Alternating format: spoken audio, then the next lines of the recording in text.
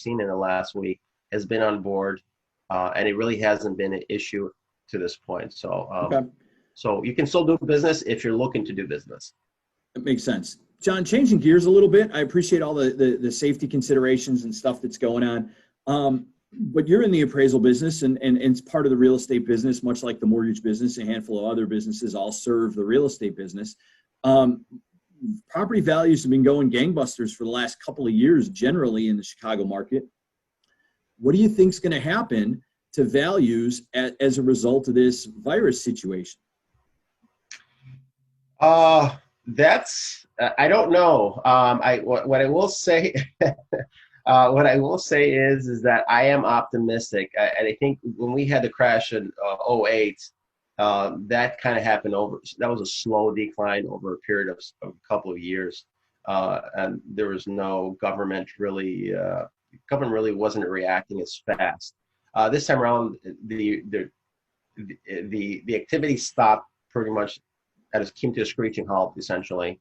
But the government is proactive. There's stimulus packages that they're doing. There's all sorts of things and that they're doing in terms of loans and things like that, small business loans and assistance for rent and mortgages and things along those lines. So I'm optimistic. I don't know what that's going to look like. I mean, it could. I mean, we can't rule out that there would be a decline, but I'm not saying at this time that there is a decline. At this time, really, it's not knowable. There isn't really much data out there to suggest that there's going to be decline. I think maybe the perception is that there will be, but right. I think we all need to be mindful of, let's see what happens before we start ringing that property value bells have gone down, before we see that. So I think at this time, it's just not something we can measure just yet.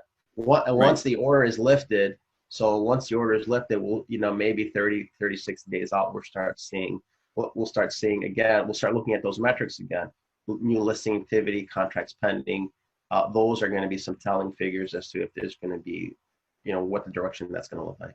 Sure. But for now, wait and see. No way to tell one way or the other. And so I would argue for most people, should I be in the market is based on all the same things it was before everything ground to a screeching halt in the middle of March, which is if your lease is up, if it's time to be a homeowner and all that sort of stuff, it's probably going to still be time to press forward, assuming your savings and employment situations are basically the same once the order is lifted. And so until we know more, we have to assume it's all going to be fairly consistent. I think that makes a lot of sense.